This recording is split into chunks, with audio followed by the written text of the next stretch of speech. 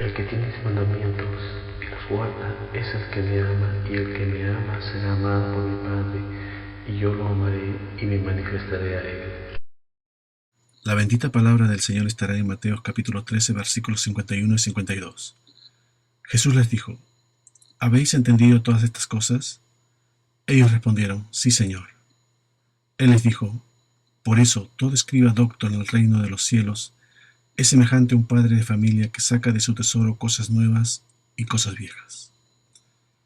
Una vez que Jesús les habló las 7 parábolas del capítulo 13 del libro de Mateo, les hace esta pregunta a sus discípulos en el versículo 51 de la parábola de los tesoros nuevos y viejos que vamos a tocar hoy. Dice el 51: Jesús les dijo: ¿Habéis entendido todas estas cosas? Ellos respondieron: Sí, Señor. Los discípulos recibieron la revelación por el Padre a través del Espíritu Santo, como cuando Jesús le dijo a Pedro en Mateo capítulo 16, versículo 17.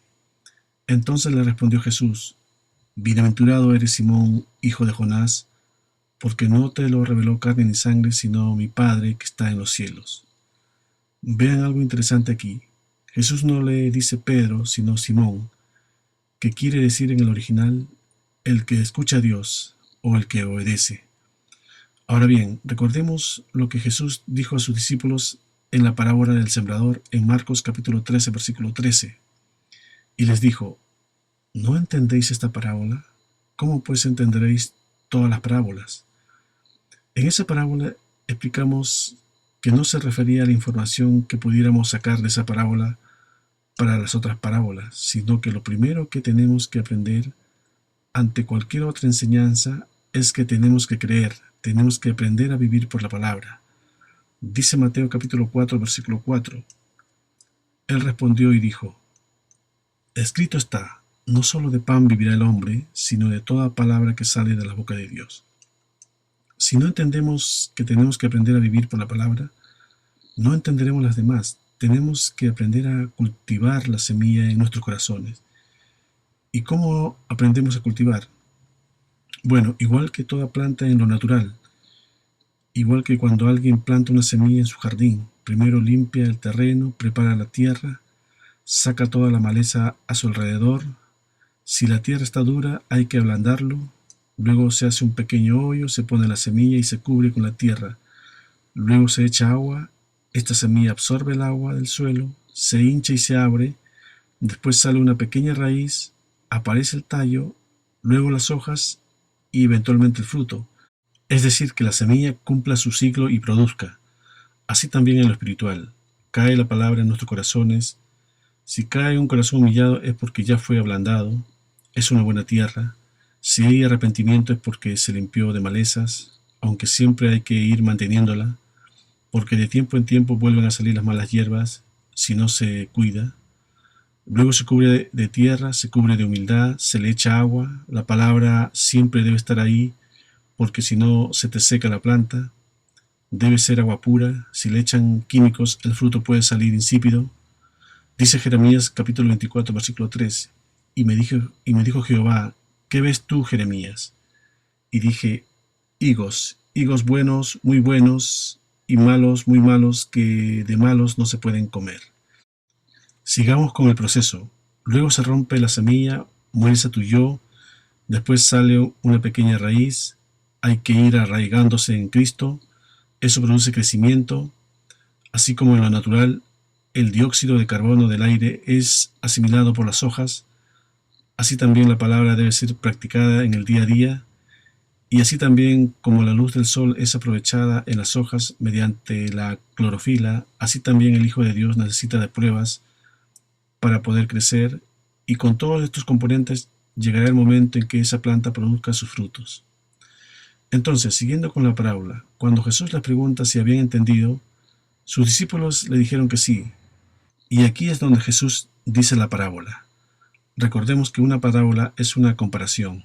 Aquí empieza a comparar, dice el versículo 52. Él les dijo: Por eso todo escriba docto en el reino de los cielos es semejante a un padre de familia que saca de su tesoro cosas nuevas y cosas viejas. Dice todo escriba docto en el reino de los cielos. Aquí Jesús nos está dando preciosas enseñanzas. Personalmente, para mí han sido hermosas revelaciones. Recuerdo cuando llegué a los caminos del Señor, comencé a leer la Biblia diariamente por 2 o 3 horas. Quería que me diera entendimiento ya. A veces no recordaba dónde estaba tal o cual versículo. Notaba que crecía, pero quería más.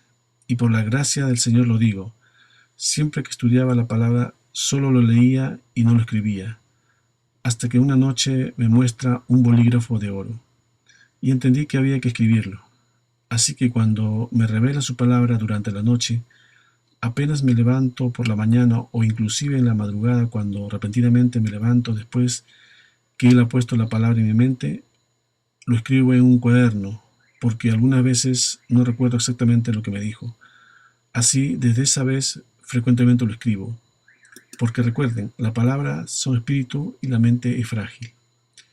Siempre uno debe estar llenándose de la palabra de vida, porque si no el maligno te la llenará de espíritus inmundos. ¿Y por qué les digo esto? Porque hay que escribirlos. Por eso Jehová le dijo a Jeremías en Jeremías capítulo 36 versículo 2: Toma un rollo del libro y escribe en él todas las palabras que te he hablado contra Israel y contra Judá y contra todas las naciones desde el día que comencé a hablarte, desde los días de Josías hasta hoy. Sin embargo, Jeremías no era escriba sino profeta, no como el caso de Esdras, que fue escriba y profeta. Dice Esdras capítulo 7 versículo 6: Este Esdras subió de Babilonia, era escriba diligente en la ley de Moisés, es decir, una persona cuidadosa y rápida en lo que a la ley se refiere, que Jehová Dios de Israel había dado, y le concedió el rey todo lo que pidió, porque la mano de Jehová su Dios estaba sobre Esdras. Una característica de un escriba es que por entender la palabra de Dios, el Rey de Reyes le concede lo que pide. Ahora vean después en Esdras capítulo 7 versículos del 10 al 11. Porque Esdras había preparado su corazón para inquirir la ley de Jehová y para cumplirla, y para enseñar en Israel sus estatutos y decretos. En este verso dice que había preparado su corazón. ¿Qué quiere decir esto? Que tomó una decisión de tener un corazón entendido. Es decir, la sabiduría no se te da así nomás, sino que la procuras, la buscas. Luego dice para inquirir la ley. ¿Qué quiere decir esto? Esto es para indagar, averiguar o examinar cuidadosamente la ley. Luego dice el versículo 11. Esta es la copia de la carta que dio el rey Artajerjes al sacerdote Esdras, escriba versado en los mandamientos de Jehová y en sus estatutos a Israel. Vean que no solo era escriba, sino versado. Esto se aplica a la persona que es muy experta o entendida en una materia o temas determinados. Lo mismo que en nuestro texto principal dice, es todo escriba docto en el reino de los cielos. No solo dice que era escriba, sino también docto, es decir, un escriba erudito y sabio. Porque recordemos que en los tiempos de Jesús también habían escribas que se juntaban con los fariseos, pero no eran versados ni doctos. Aprendían lo suficiente para alardear, pero no enseñaban ni practicaban, porque dentro del misterio de Dios solo estarás en la verdad aquel que conoce y lo practica. Jesús dice en Juan capítulo 7 versículos 17 y 18: El que quiera hacer la voluntad de Dios, conocerá si la doctrina es de Dios o si yo hablo por mi propia cuenta. El que habla por su propia cuenta, su propia gloria busca. Vean qué dice después: pero el que busca la gloria del que le envió, este es verdadero y no hay injusticia en él. En cambio, los escribas que no eran entendidos ni doctos no tenían autoridad, no tenían el respaldo de Dios. Dice Mateo capítulo 7 versículos 28 y 29. Y cuando terminó Jesús estas palabras, la gente se admiraba de su doctrina, porque les enseñaba como quien tiene autoridad y no como los escribas. También vean en Mateo capítulo 23 del 2 al 4. En la cátedra de Moisés se sientan los escribas y los fariseos.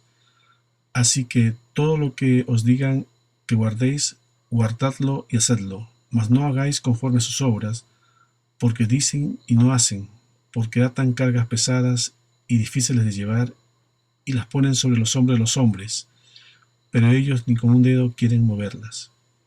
Entonces, un escriba docto era un erudito en la palabra de Dios, en las escrituras, una persona entrenada para registrar eventos y decisiones. En el Antiguo Testamento se aplica esta palabra al funcionario que estaba encargado de la correspondencia de un rey, del ejército, etc. En el caso de Jeremías solo era un profeta, pero tenía un secretario, entre comillas, llamado Baruc. Veamos Jeremías capítulo 36, versículo 4. Y llamó Jeremías a Baruc, hijo de Nerías, y escribió Baruc de boca de Jeremías en un rollo del libro todas las palabras que Jehová le había hablado. Después Baruc explica cómo registraba todo lo que Jeremías le decía. Dice Jeremías capítulo 36, versículos 17 y 18. Preguntaron luego a Baruc, diciendo: Cuéntanos, ahora, ¿cómo escribiste de boca de Jeremías todas estas palabras? Y Baruc les dijo: Él me dictaba de su boca todas estas palabras, y yo escribía con tinta en el libro. Ahora, siguiendo con nuestro texto principal en el versículo 52, dice que es semejante a un padre de familia que saca de su tesoro cosas nuevas y cosas viejas. Aquí indirectamente el padre de familia es Dios. Dijo Jesucristo en Juan capítulo 12, versículo 49, porque yo no he hablado por mi propia cuenta. El Padre que me envió, Él me dio mandamiento de lo que he de decir y de lo que he de hablar. Y directamente es Jesucristo. Dice Mateo capítulo 10, versículo 25. Bástale al discípulo ser como su maestro y al siervo como su señor. Si el padre de familia llamaron Belcebú, cuánto más a los de su casa. Esto dijo debido a que los fariseos le dijeron en Mateo capítulo 12, versículo 24 al 28. Mas los fariseos al oírlo decían: Este no echa fuera los demonios sino por Belcebú, príncipe de los demonios. Sabiendo que Jesús los pensamientos de ellos, les dijo: Todo reino dividido contra sí mismo es asolado, y toda ciudad o casa dividida contra sí misma no permanecerá. Y si Satanás echa fuera a Satanás, contra sí mismo está dividido. ¿Cómo pues permanecerá en su reino? Y si yo echo fuera a los demonios por Belcebú, ¿por quién los echan vuestros hijos? Por tanto, ellos serán vuestros jueces. Pero si yo por el Espíritu de Dios echo fuera a los demonios, ciertamente ha llegado a vosotros el reino de Dios.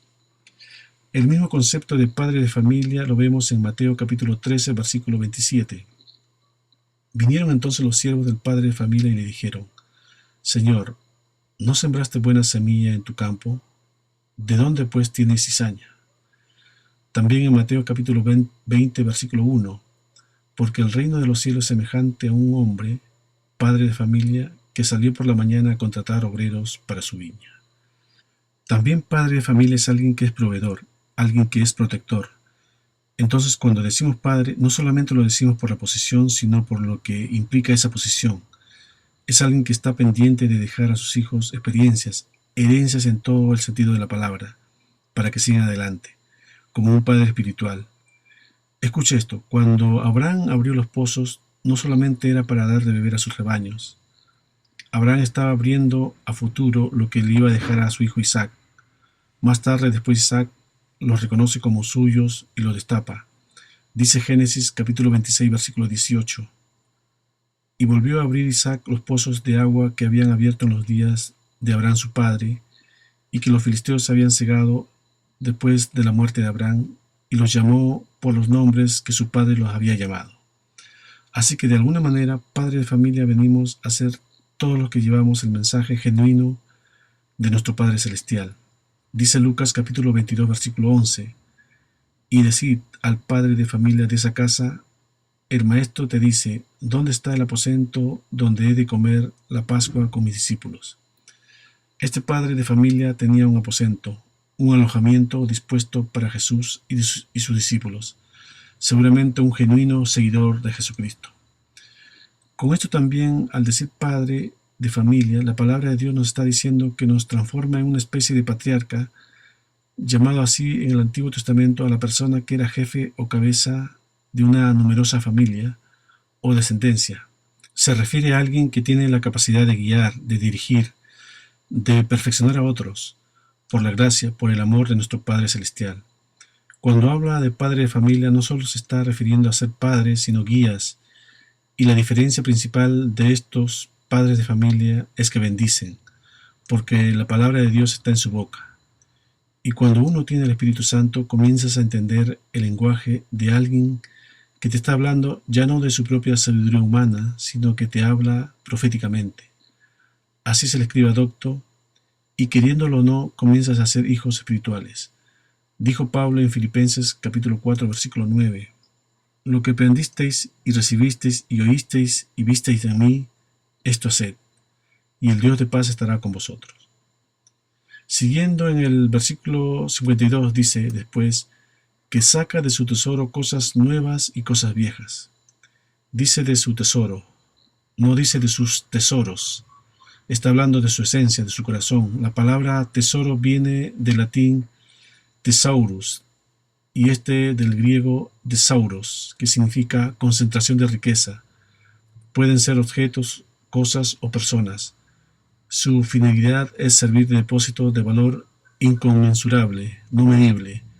Es algo al cual le das un gran valor, no necesariamente en el sentido positivo, sino también en el negativo. Dice Proverbios capítulo 10, versículo 2, los tesoros de maldad no serán de provecho, mas la justicia libra de muerte.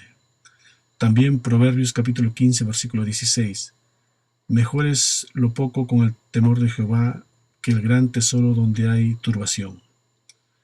Así también el hombre bueno tiene buen tesoro en el corazón.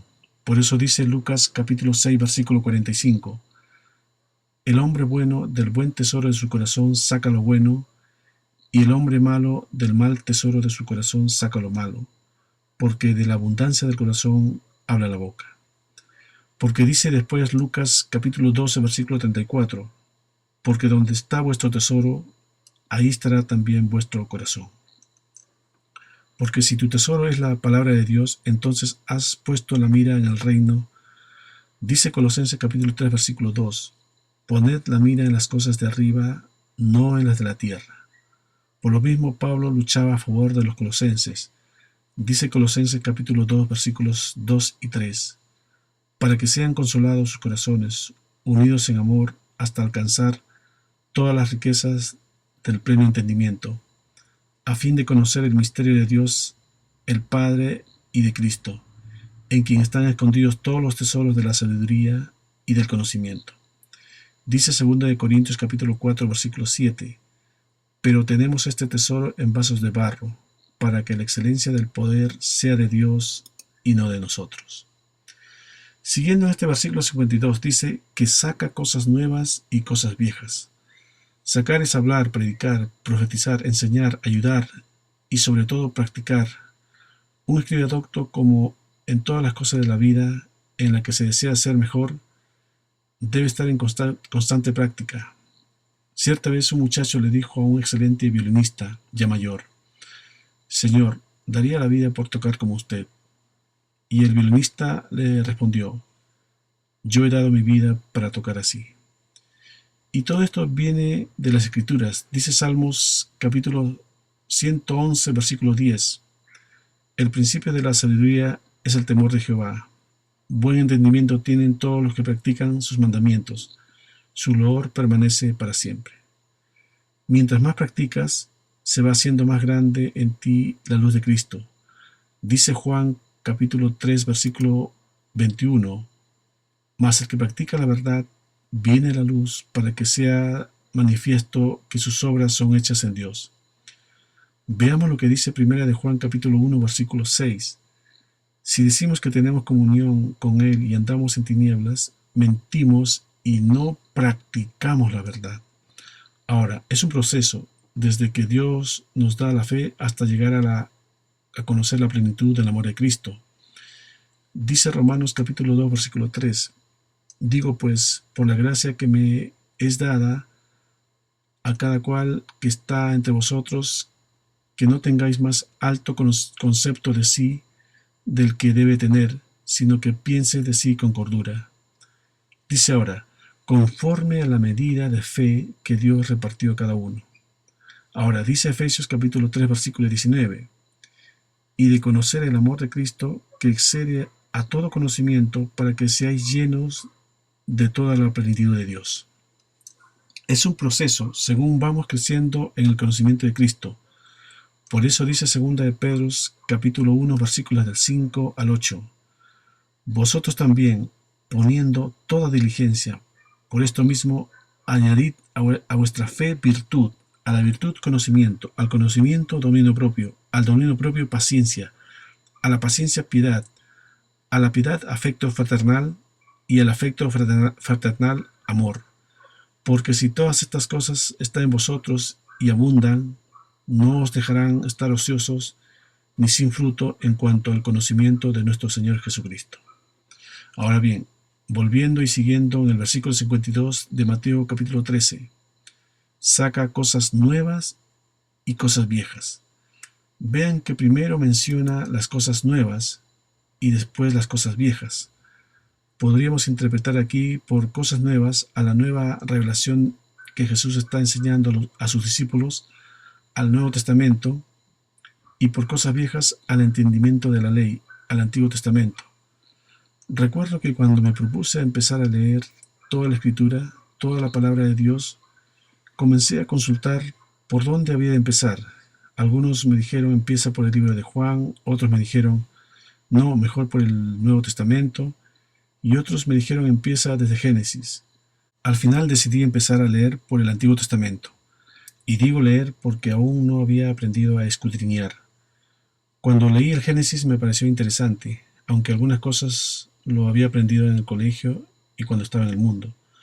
Mi fe se fortaleció cuando pasé por la historia de Noé, Abraham, Isaac, Jacob, José, y cuando llegué al Éxodo, Moisés tuvo mi atención. Pero las diferentes plagas y el vagar de Israel por el desierto me pusieron en tensión debido a algunas cosas que no comprendía. Lo mismo con el tema del tabernáculo y todo lo que involucraba ello. Llegué al libro de Levíticos y lo mismo, pero no descansaba, mi interés crecía y agradecí a Dios que me diera un trabajo como a 1 hora de camino desde mi hogar. 1 hora de ida y 1 hora de vuelta eran 2 horas como mínimo que leía las Escrituras, sin contar otro tanto que leía en mi casa.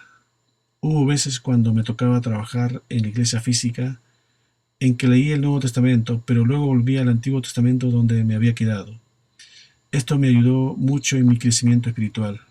Cuando llegué al Apocalipsis, después de 1 año, empecé ya a escudriñar desde el Génesis nuevamente. Y créanme, hermanos, la segunda lectura se podría decir, entendía mejor que la primera. Si bien esto me está tomando más tiempo porque lo estoy escudriñando, cuando llegue el Apocalipsis volveré nuevamente desde el Génesis, porque como alguien dijo, las Escrituras son como las capas de la tierra. Algunos lo entienden superficialmente, otros una capa más abajo, luego otros otra capa más abajo donde puedas toparte con agua. Jesús dijo en Juan capítulo 5 versículo 39, escudriñad las Escrituras, porque a vosotros os parece que en ellas tenéis la vida eterna, y ellas son las que dan testimonio de mí. Esto lo dijo a los judíos religiosos, a vosotros os parece.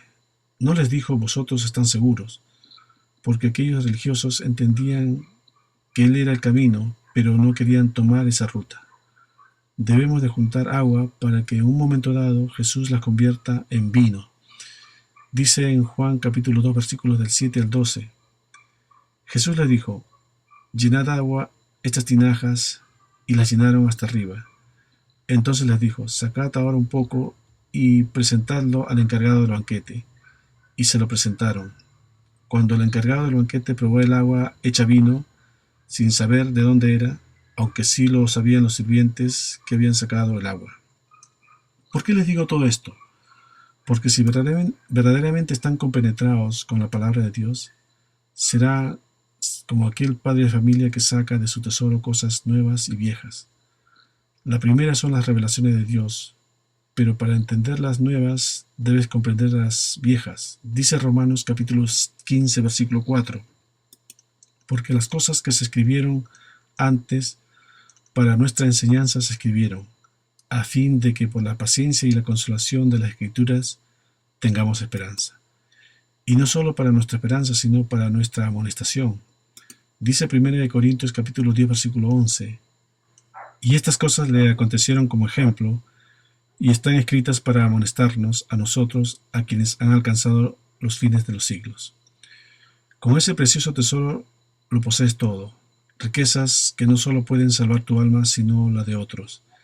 Y es más, estas riquezas te dan capacidad no solo para las espirituales, sino para las naturales.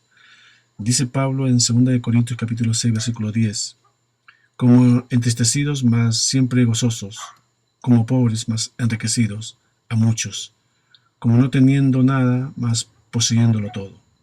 Dice el libro de Proverbios capítulo 10 versículo 20, plata escogida es la lengua del justo, mas el corazón de los impíos es como nada. Cuando un justo saca a su tesoro, ya sean nuevas o viejas, lo que sale es sabiduría. Cuando uno lo escucha es para bendición, para edificación, enriquece y uno dice, me siento mejor. Pero lo contrario, cuando un impío habla, dan ganas de taparse los oídos. Debemos ser como Esdras, que lo pusimos como ejemplo anteriormente, que las Escrituras lo menciona, en que lo que le pedía el rey, aquel se lo concedía. Dice Esdras capítulo 7 versículos del 12 al 14. Artajerjes, rey de reyes, a Esdras, sacerdote y escriba erudito en la ley de Dios del cielo, paz. Por mí es dada orden que todo aquel en mi reino del pueblo de Israel y de sus sacerdotes y levitas que quiera ir contigo a Jerusalén, vaya, porque de parte del rey y de sus 7 consejeros eres enviados a visitar a Judea y a Jerusalén, conforme a la ley de tu Dios que está en tu mano. Esdras tenía todas estas bendiciones debido a que era un escriba docto, entendido en la palabra de Dios. Esto es lo que Dios hace con los escribas doctos, porque tienen la riqueza en su lengua. Hay autoridad, hay respaldo de Dios, porque no solo enriqueces, no solo perfeccionas a otros, sino a ti mismo. Dice 2 de Timoteo capítulo 3 versículos 16 al 17. Toda la escritura es inspirada por Dios y útil para enseñar, para redarguir, para corregir, para instruir en justicia. Y vean el verso 17, a fin de que el hombre de Dios sea perfecto, enteramente preparado para toda buena obra. Eso es lo que hace la palabra de Dios, que cuando vamos a las Escrituras empezamos a encontrar áreas de nuestra vida que necesitan ser perfeccionados con la aplicación de lo que Dios nos manda. Nos va a perfeccionar en hablar, en el pensar, en el sentir, en el vivir, en la toma de decisiones, en la familia, en el trabajo. Donde vayamos hay palabra de Dios para nosotros. Lo hemos hecho nuestro. Dice Deuteronomio capítulo 11 versículos 22 al 24. Porque si guardareis cuidadosamente todos estos mandamientos que yo os escribo para que lo cumpláis, y si amareis a Jehová vuestro Dios andando en todos sus caminos, y siguiéndolo a él, Jehová también echará de delante de vosotros a todas estas naciones, y desposeeréis naciones grandes y más poderosas que vosotros. Todo lugar que pisare la planta de vuestro pie será vuestro, desde el desierto hasta el Líbano, desde el río Éufrates hasta el mar occidental, será vuestro territorio. Sacar cosas nuevas en lo espiritual también son las nuevas revelaciones que Dios tiene para nosotros en nuestra vivencia diaria de lo ya escrito. Ojo que no dije interpretaciones, porque dice Juan capítulo 16 versículo 13, pero cuando venga el Espíritu de verdad, Él os guiará a toda la verdad, porque no hablará por su propia cuenta, sino que hablará todo lo que oyere, y os hará saber las cosas que habrán de venir. Hay una sola verdad y no varias. Si hay diferencias entre una interpretación y otra, es porque alguna de ellas está equivocada o los dos están equivocados, o porque uno está en un nivel de superficie y otro en un nivel más profundo. Por ejemplo, podemos sabernos cierto pasaje de la Biblia. Ese pasaje tiene una profundidad que podría sacar innumerables enseñanzas, dependiendo del tiempo que le dedicas y lo aplicas. A veces siento pena por el creyente que dice, este pasaje ya me lo sé. Dice Salmos capítulo 78, versículos del 15 al 16. Hendió las peñas en el desierto, y les dio a beber como de grandes abismos, pues sacó de la peña corrientes, e hizo descender aguas como ríos. Y lo mismo, sacar cosas viejas en lo espiritual son revelaciones que alguien tuvo y que lo hiciste parte de ti, porque recuerden, somos un solo el cuerpo de Cristo. Si todos escudriñaran las Escrituras, se juntarían revelaciones y sería más fácil comprender la verdad. Cada uno debe investigar. Dice Proverbios capítulo 25, versículo 2. Gloria de Dios es encubrir un asunto, pero honra del rey es investigarlo. Vean lo que dice Proverbios capítulo 2, versículos del 1 al 5, y con esto termino.